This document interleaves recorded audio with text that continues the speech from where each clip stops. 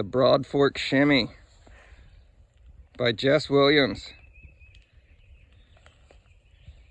Very cool. So we planted these green giants. Let's see. And they're not doing so well. Like this is one right here. And they're just not getting water because the soil, I just basically augered a 3-inch hole and put some compost in the hole and then shoved the plant in, and that's where they kind of got left. And these are green giants. It's a type of cypress, arborvitae, I think. I forget. But yeah, so green giants, it's a drift blocker is why we've got it up here, because we've got an ag field that's right over here and all the drift blows this direction. So we planted these as a windbreak and drift protection, but they were pretty inexpensive, and they grow really fast, 2 feet a year.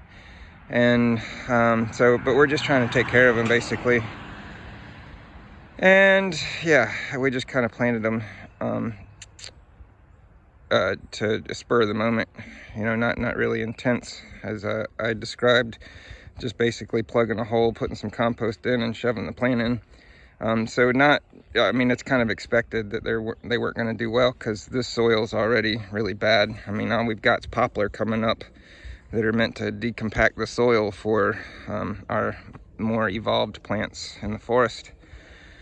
So yeah guys, that's what we're doing today, and we're putting some organic matter I've got, some composted horse manure in these furrows. We've got a lot of plants coming up here, but they're starting to stunt. They're struggling a little bit because it's all parent material in the bottom of these trenches. There's no organic matter, and they need at least 20% organic matter for the biological approach, which is the organisms in the soil growing the plants for us.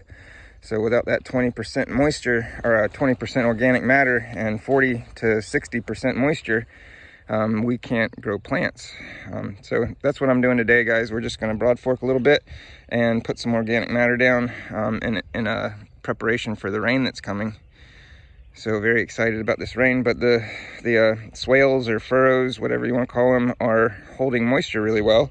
You can see the bottom of them is still dark, so they're not drying up between rainstorms, which is good.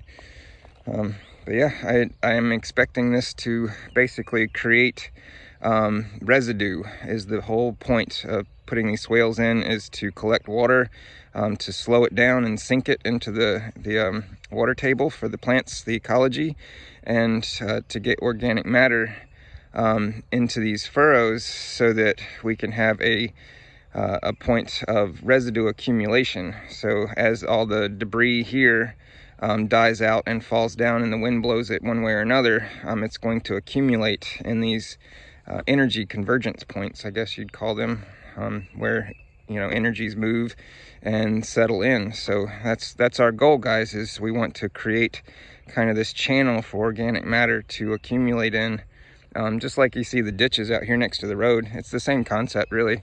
And when you see a ditch going through the middle of an ag field, you know, you ever notice how the outside of it is super green all the way around? You know, it's just a point of moisture accumulation and watershed. So that's where the plants like to, well, that's the ecology needs 45 to 60% moisture, and that's how we get it, is to just make the soil, the topography, not flat. So we need these different points, these energy convergence points, where soil energies move together and create these valleys that water channels through under the soil. So we're just kind of helping it out a little bit, basically, is what we're doing here, I guess.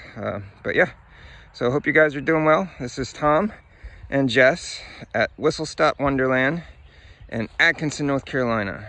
Hope you guys are having a great day.